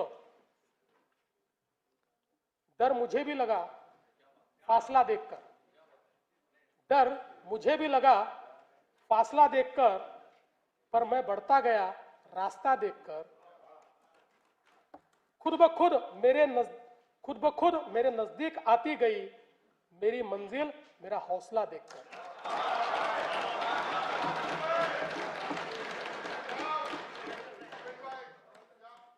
खर्चाचे सुसूत्रीकरण महसूल प्रणालीचे आधुनिकीकरण, कामगिरीवर आधारित अंदाजपत्रकाची सुनिश्चिती आणि पर्यायी वित्त पुरवठ्याच्या स्रोतांचा वापर या उपक्रमाद्वारे दूरदर्शी आर्थिक व्यवस्थापन आणि पर्यायी शाश्वत राजकोषीय मार्ग सुनिश्चित करणे हे राज्याचे उद्दिष्ट आहे. विकसित महाराष्ट्र 2047चे स्वप्न साकार करण्यासाठी सार्वजनिक गुंतवणुकीबरोबर खासगी गुंतवणुकीची आवश्यकता आहे. त्याकरिता महाराष्ट्र सार्वजनिक खासगी भागीदारी धोरणास मान्यता देण्यात आली आहे. या धोरणामुळे राज्यातील पायाभूत सुविधांच्या विकासासाठी मोठ्या प्रमाणावर भांडवल उपलब्ध होऊन अर्थव्यवस्थेला गती मिळेल. देशाच्या एकूण वस्तू व सेवा कर संकलनात राज्य देशात प्रथम क्रमांकावर असून राज्याचा महसूल वाढीचा दर देशाच्या सरासरीपेक्षा जास्त आहे. वस्तू व सेवा कर दराच्या पुनर्रचनेमुळे उत्पादन व उपभोग यामध्ये सकारात्मक वाढीचा दर दिसून येतो आहे. सन 2025-26 च्या अंदाजपत्रकात 5,60,964 कोटी रुपये महसुली जमा अपेक्षित केली होती. महसुली जमेचे सुधारित अंदाज हे 6,01,489 कोटी रुपये निश्चित करण्यात आले आहे. 6,01,489 कोटी. सन 2025-26च्या एकूण खर्चाचे अर्थसंकल्पीय अंदाज 7,20,000 कोटी रुपये व सुधारित अंदाज 7,55,920 कोटी रुपये असून भांडवली व कल्याणकारी योजनांवरील खर्चात झालेल्या वाढीमुळे सन 2025-26 या वर्षाच्या एकूण खर्चाच्या सुधारित अंदाजात वाढ करण्यात आली आहे. सन 2026-27 या आर्थिक वर्षात जिल्हा वार्षिक योजनेअंतर्गत 21,867 कोटी रुपयांची भरीव तरतूद करण्यात आली आहे. गेल्या वर्षीच्या तुलनेत ही तरतूद 1,702 कोटी रुपयांनी अधिक आहे. सन 2026-27 मध्ये कार्यक्रम खर्चाची रक्कम 2,75,626 कोटी इतकी निश्चित करण्यात आली आहे. त्यामध्ये अनुसूचित जाती घटक कार्यक्रमासाठी 23,150 कोटी रुपये तर आदिवासी घटक कार्यक्रमाकरता 21,723 कोटी रुपये इतक्या नियत व्ययाचा समावेश आहे. सन 2026-27च्या अर्थसंकल्पामध्ये एकूण खर्चासाठी 7,69,467 कोटी रुपयांची तरतूद केली आहे. सन 2026-27च्या अर्थसंकल्पामध्ये महसुली जमा 6,16,099 कोटी रुपये तर महसुली खर्च 6,56,651 कोटी रुपये अंदाजित केला आहे. परिणामी 40,552 कोटी रुपये अंदाजित तूट येत आहे. राजकोषीय सुधारणांमध्ये राज्य नेहमीच अग्रेसर राहिला आहे.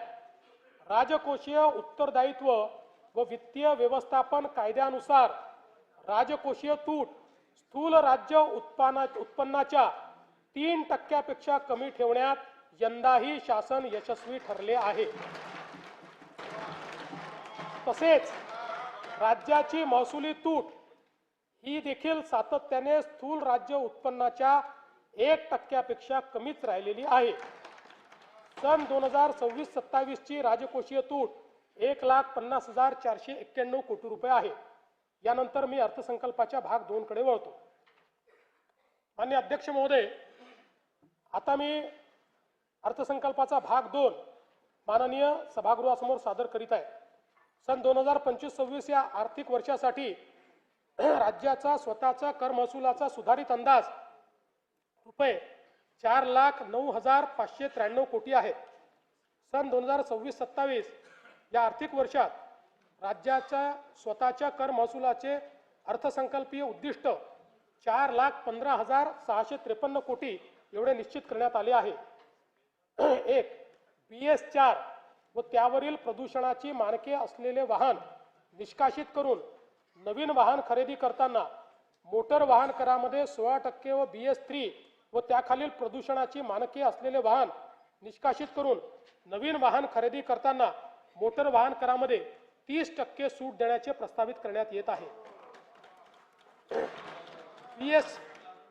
BS4 व त्याखालील वायू प्रदूषणाची मानके असलेल्या परिवहनेतर खासगी संवर्गातील वाहनांच्या पर्यावरण करामध्ये दुचाकी वाहनांवर रुपये 2000 वरनं रुपये 4000, हलके मोटर वाहन पेट्रोल कार यावर 3000 वरनं रुपये 6000 व हलके मोटर वाहन डिझेल कार यावर रुपये 3500 वरनं रुपये 7000 एवढी वाढ करण्याचे प्रस्तावित करण्यात आले आहे।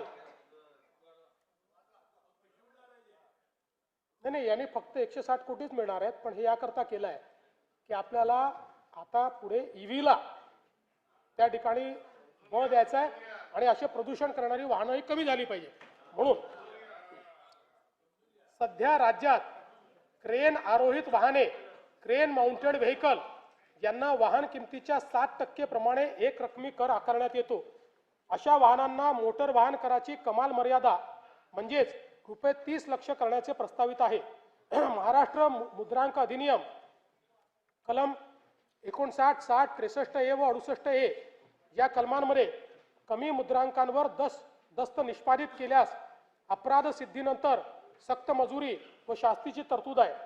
सदर शास्तीच्या रकमेत फेररचना करून 5000 वरनं 1 लाख रुपयापर्यंत वाढ करण्याचे प्रस्तावित आहे। यामुळे कमी मुद्रांकावर दस्त निष्पादन करण्याचे प्रमाण नियंत्रणात येईल। प्रगतिशील, शाश्वत, सर्वसमावेशक, सुशासन या 4 सूत्रांना घेऊन हा अर्थसंकल्प मी सादर केला। त्याच सूत्रांवर 4 ओळी सादर करून अर्थसंकल्पीय भाषणाचा मी शेवट करतो। युग नव्या प्रगतीचे शाश्वत आणि दमदार विकासाचे, सुशासन आणि सर्वसमावेशकतेचे, नाविन्यतेचे आणि पारदर्शी प्रामाणिकतेचे सूत्र हेच विकसित महाराष्ट्राचे। वरील प्रस्तावांना सन्माननीय सदस्यांचा पाठिंबा मिळेल असा माझा विश्वास आहे। जय हिंद, जय महाराष्ट्र। सन 2026-2027 या वर्षाच्या अर्थसंकल्प सभागृहात सादर करण्यात आला। अर्थसंकल्पीय प्रकाशने सन्मान्य सदस्यांना महाराष्ट्र शासनाच्या तसेच महाराष्ट्र विधिमंडळाच्या संकेतस्थळावर उपलब्ध करून देण्यात येतील। सभागृहाची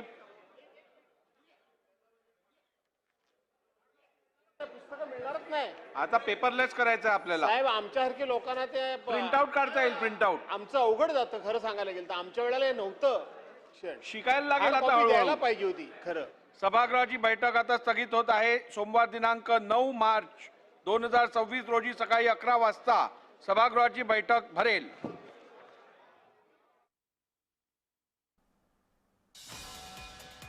महाराष्ट्राचा अर्थसंकल्प महाराष्ट्राचे मुख्यमंत्री देवेंद्र फडणवीस यांनी विधानसभेमध्ये सादर केला। या अर्थसंकल्पामध्ये राज्याच्या एकूण अर्थव्यवस्थेची दिशा स्पष्ट करण्यात आलेली आहे। येत्या वर्षामध्ये आणखीन कोणकोणत्या नव्या गोष्टी, नव्या योजना राज्याला करायच्या, त्यासाठी किती आर्थिक तरतूद करण्यात आली, या सगळ्या संदर्भात या अर्थसंकल्पातनं विस्तृत माहिती देण्यात आली। सगळ्यात महत्त्वाचं म्हणजे ज्या शेतकरी कर्जमाफीची अपेक्षा होती त्या शेतकरी कर्जमाफीची घोषणा या अर्थसंकल्पामधनं करण्यात आले। महाराष्ट्रातल्या कृषी क्षेत्रासाठी ही सगळ्यात दिलासादायक बाब। याशिवाय सायबर सुरक्षा केंद्र उभारण्याचा मानस बोलून दाखवलेला आहे मुख्यमंत्र्यांनी। याचं कारण असं आहे की सायबर गुन्ह्यांमध्ये झालेली वाढ प्रचंड मोठी आहे। यामध्ये जे नुकसान होतंय, आर्थिक फसवणूक होते ती प्रचंड मोठी आहे। त्यामुळे माहिती तंत्रज्ञान क्षेत्र विकसित करत असताना या संदर्भातले सायबर गुन्हेगारी रोखण्यासाठीचे विशेष केंद्र उभी केली जाणार आहेत। जमिनींचे व्यवहार राज्यातले पूर्णपणे संगणकीकृत करण्यासाठीची पावलं उचलली जाणार आहेत। ह्या काही महत्त्वाच्या घोषणा आहेत ज्या करण्यात आलेल्या आहेत। याशिवाय राज्यभरामध्ये सुरू असलेल्या वेगवेगळ्या महामार्गांची कामं, ग्रामीण भागामध्ये गरज असलेली, विकासाच्या दृष्टीने गरज असलेली कामं, या सगळ्यांचा या अर्थसंकल्पामध्ये समावेश करण्यात आलाय।